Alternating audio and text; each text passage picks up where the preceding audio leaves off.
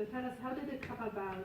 How did you work? How did you work? And maybe also tell us about this mystery that online keeps on saying different versions,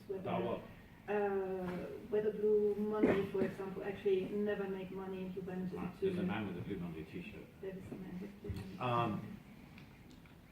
Okay, so like I said, I was like a teenager in the 70s. In 1970, I was 50. David Bowie made that appearance in 72 when I was like 17. And in the United Kingdom, pop culture was the exclusive medium of new information, of ideas that were referenced in songs. So things that people wrote songs about were some quite new ideas, things that you didn't know about or that you were learning about. The way people looked, again, was pretty much, in the milieu of pop. I mean, there were fashion magazines, but they were not quite the same. And if you're 17 in Manchester, you're not maybe, I mean, you might see Vogue magazine, but even Vogue in the UK was more like something for like doctors' waiting rooms. Paris Vogue and Italian Vogue was something, yet to discover. And there was record sleeves. There was no art scene. There was no contemporary art scene. London had been very significant in the 60s, in the kind of the first wave of pop. And in fact, the term pop art was brokered in London by Lawrence Arroway. But then, the epicenter of art culture was predominantly in New York and a little bit in Europe, in Cologne, and that was it. There was no contemporary art evident even in London, apart from one street called Cork Street. And even then it was still like a kind of echo of the 60s on Cork Street. And in the north of England, none at all. There was no contemporary art evident in my reality in Manchester, and arguably there still isn't. So the record cover was not just the principle, it was like the only medium of new visual experience. And I had two older brothers, so there were a lot of records in our house that I grew up with. And I guess, as a teenager, I liked modern visual culture. I hadn't seen any design yet. I was not beginning to see real fashion. I was just seeing the entry-level art that you get through graphics, and that was predominantly on a record cover. So there was also the beginning in the late 60s of the Sunday Times magazine, i.e. a colour supplement with the weekend papers. So through that you might see, Andy Warhol in New York or something, but that would be about it. So I knew about pop art, and everything that was interesting that I saw was on a record cover. So, fairly predictably, I wanted to do record covers. And I had a couple of friends at school, and we all wanted to do the same thing. And we would spend all of our spare time in the art room at school, kind of painting fantasy record covers. This is like 1972, 73. And we had a kind of trendy young art teacher who came and saw what we did, or were doing, for fun.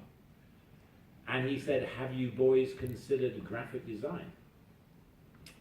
And we said, "No, sir."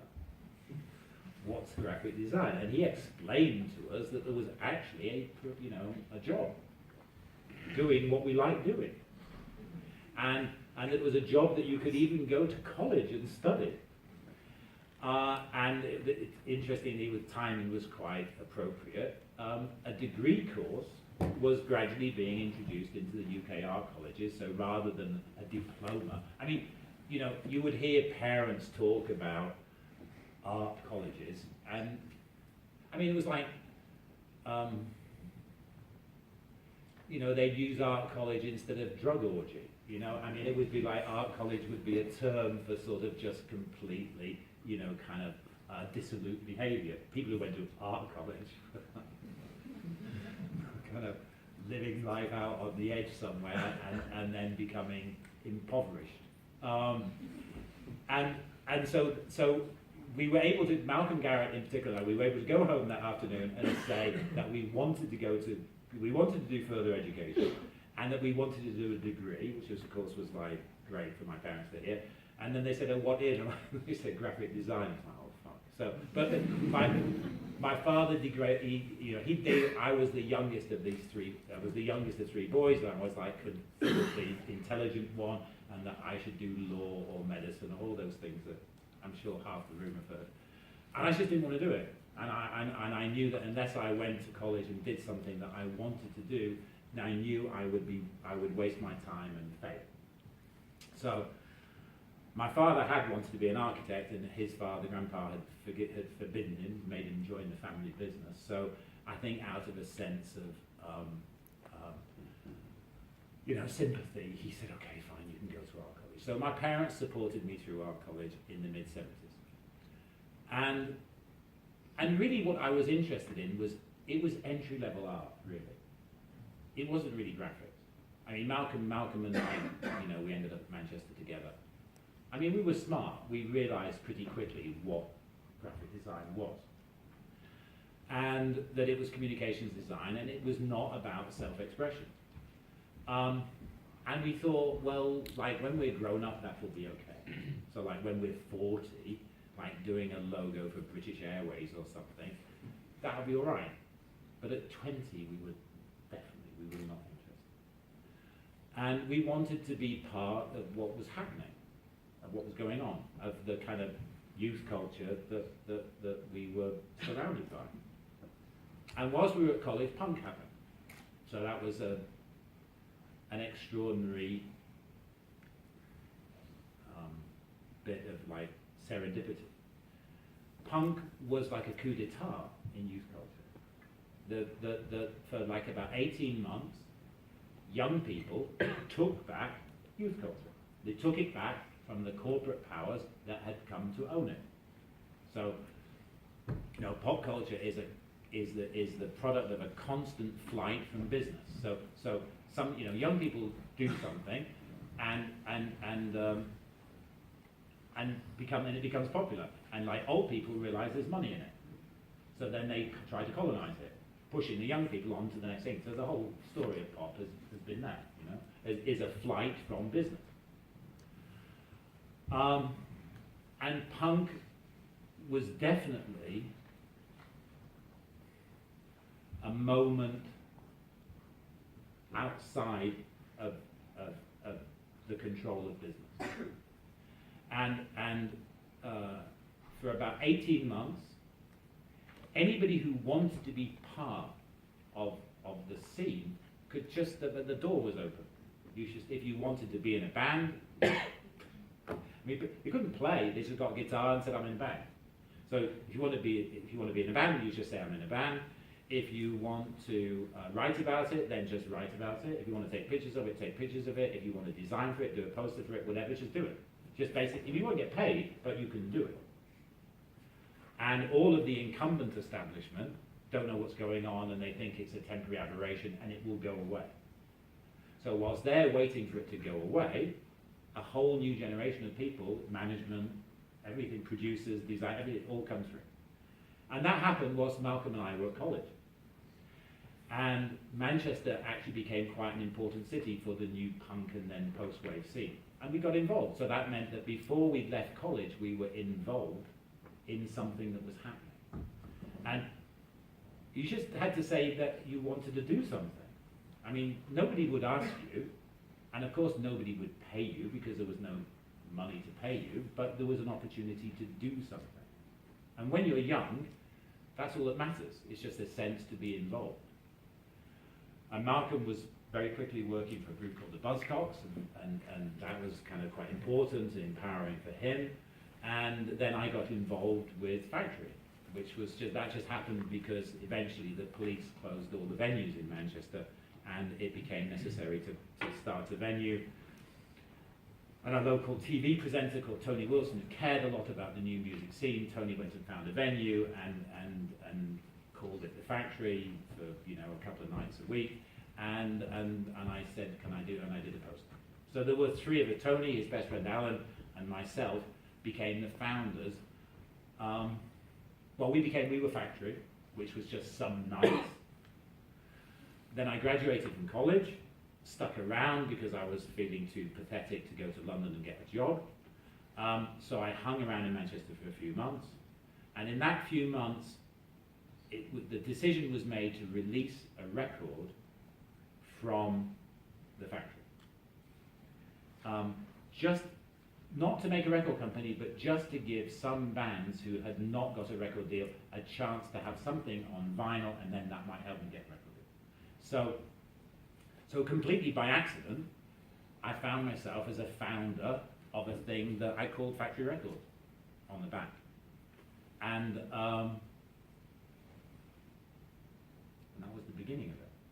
And nobody involved had done any of it before. So Tony worked in television. His friend Alan Erasmus was a part-time actor. I was just graduating from college. The boys in groups had not done it before. When Martin Hannett came in to produce Joy Division, Martin had produced one single for a local group. And a man called Rob Gretton, who wanted to manage Joy Division, worked at the Refuge Insurance Company, so he had managed it. So basically, nobody involved had ever done any of it before. And there was no money.